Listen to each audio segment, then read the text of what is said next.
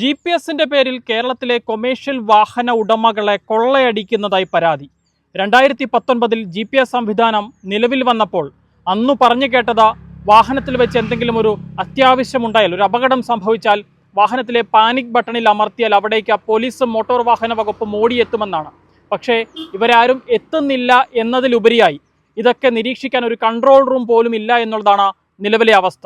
കാര്യങ്ങൾ ഇങ്ങനെയൊക്കെ ആണെങ്കിലും വർഷാവർഷം 3500 രൂപ മുതൽ 5500 രൂപ വരെ നൽകി ഈ GPS റീചാർജ് ചെയ്യേണ്ട ഗതികേടിലാണ് കൊമേഴ്ഷ്യൽ വാഹന ഉടമകൾ. ഈ സംഭവത്തിൽ ഇപ്പോൾ മനുഷ്യാവകാശ കമ്മീഷനെ പരാതി നൽകിയിരിക്കുകയാണ് കേരളീയം ടാക്സി ഡ്രൈവേഴ്സ് ഓർഗനൈസേഷൻ.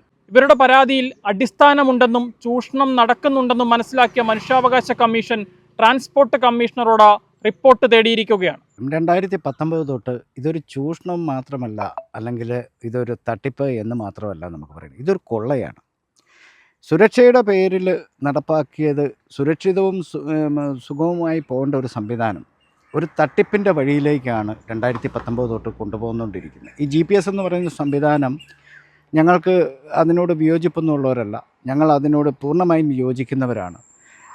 പക്ഷേ അത് നടപ്പാക്കിയ രീതികളിൽ കുറേ പ്രശ്നങ്ങളുണ്ട്. നാളിതുവരെയായിട്ടും കൺട്രോൾ റൂമിൻ്റെ പ്രവർത്തനങ്ങൾ പോലും പൂർണ്ണമല്ല.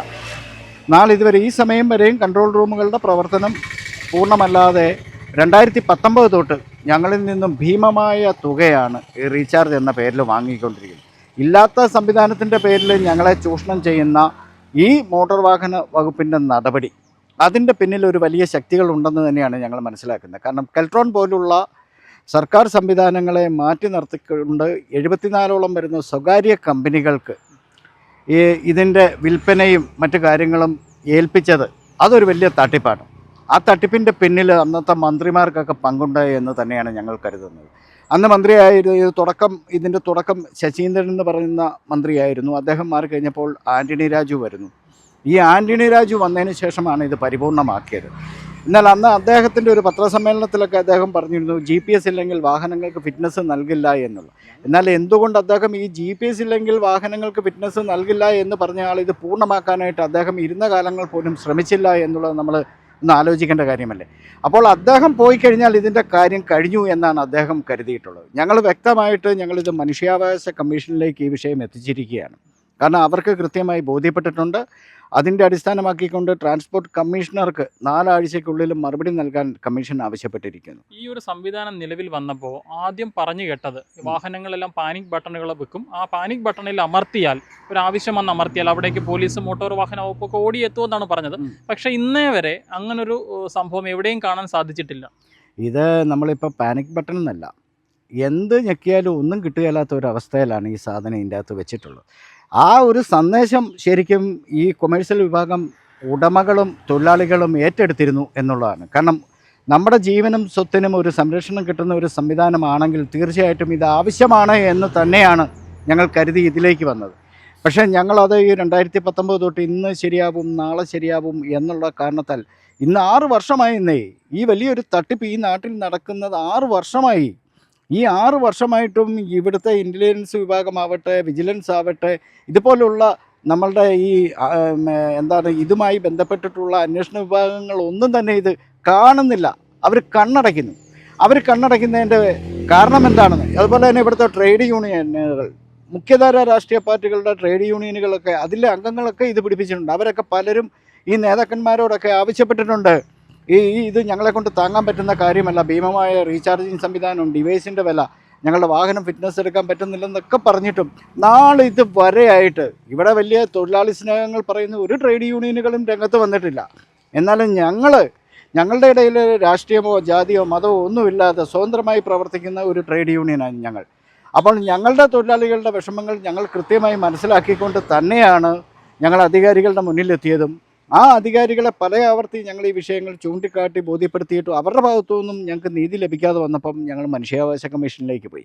ആ മനുഷ്യാവകാശ കമ്മീഷൻ ഞങ്ങൾക്ക് നീതി നടപ്പാക്കി തരും എന്ന് തന്നെയാണ് ഞങ്ങൾ വിശ്വസിക്കുന്നത്. കാരണം ഇന്ന് നിങ്ങൾ തന്നെ ഇതിപ്പോൾ എനിക്ക് തോന്നുന്നു 4ാമത്തെ പ്രാവശ്യമാണ് ഈ വാർത്ത ചെയ്യുന്നത്. നിങ്ങളിതിൻ്റെ തുടക്കത്തിൽ തന്നെ ഇതിൻ്റെ പാളിച്ചകളും കാര്യങ്ങളും കൃത്യമായി രേഖപ്പെടുത്തി, അതുപോലെ പല ചാനലുകളും.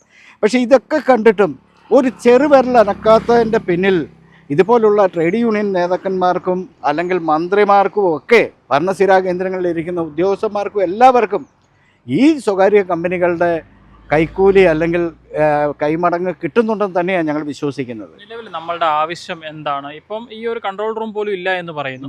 പക്ഷേ നിങ്ങൾ വർഷാവർഷം 3500 രൂപ മുതൽ 5500 രൂപ വരെ നൽകേണ്ട ഒരു അവസ്ഥയുണ്ട്. അപ്പോൾ നിങ്ങളുടെ ആവശ്യം നിലവിൽ എന്താണ്? ഞങ്ങളുടെ ആവശ്യം എന്ന് പറയുന്നത് ഇത് റെഡിയാവുന്നോ ആ റെഡിയാവുന്ന സമയത്ത് ഇത് മുന്നോട്ട് കൊണ്ടുപോകാനാണ് ഞങ്ങൾക്ക് താല്പര്യം. കൺട്രോൾ റൂം പൂർണ്ണമായി സജ്ജമാകുന്നത് വരെ നിർത്തിവെക്കണം. അതെ തീർച്ചയായിട്ടും ഇത് നിർത്തിവെക്കുക എന്നുള്ളതല്ല. ഞങ്ങളുടെ സംഘടനാ രീതി അനുസരിച്ച് ഞങ്ങളൊരു പുതിയ സിസ്റ്റത്തിലേക്ക് മാറാൻ തീരുമാനമെടുക്കുകയാണ്.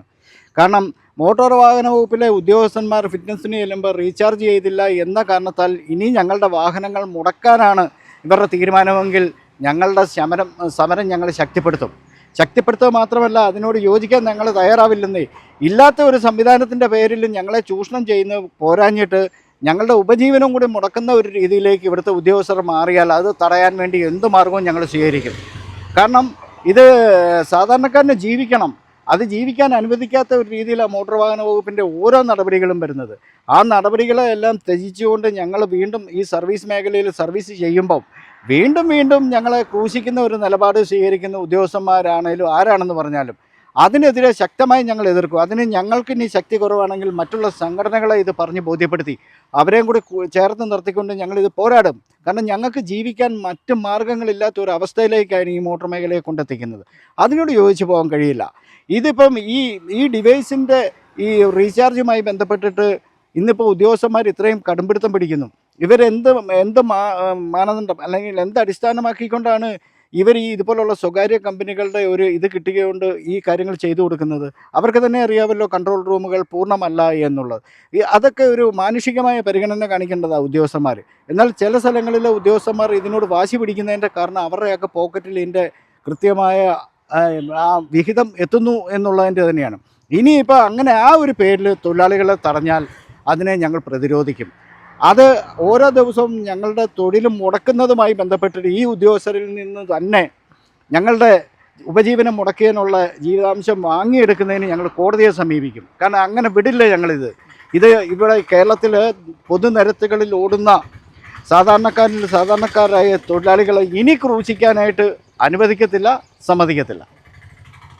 2019 കേരളത്തിൽ GPS സംവിധാനം, അതായത് കൊമേഴ്ഷ്യൽ വാഹനങ്ങളിൽ GPS നിർബന്ധമാക്കിക്കൊണ്ട് സർക്കാർ ഉത്തരവിറക്കിയത്.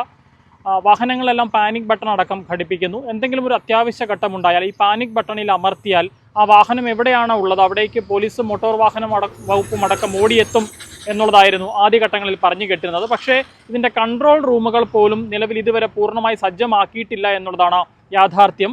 കൺട്രോൾ റൂമുകൾ സജ്ജമല്ലെങ്കിലും 2019 മുതൽ ഇന്ന് വരെ കൃത്യമായി തന്നെ ഇത്തരം ടാക്സി വാഹനങ്ങൾ അല്ലെങ്കിൽ കൊമേഴ്ഷ്യൽ വാഹനങ്ങളുടെ ഉടമകളിൽ നിന്ന് ഇതിൻ്റെ റീചാർജിനുള്ള പണം ഈടാക്കുന്നുണ്ട്. 3500 രൂപ മുതൽ 5500 രൂപ വരെ പ്രതിവർഷം ഈടാക്കുന്നുണ്ട്. ഇത് നിർത്തിവെക്കണം. ഈ കൺട്രോൾ റൂം പൂർണ്ണമായി സജ്ജമാകുന്നത് വരെ ഇത് പൂർണ്ണമായി നിർത്തിവെക്കണം എന്നുള്ളതാണ് കേരളീയം ടാക്സി ഡ്രൈവേഴ്സ് ഓർഗനൈസേഷൻ ആവശ്യപ്പെടുന്നത്.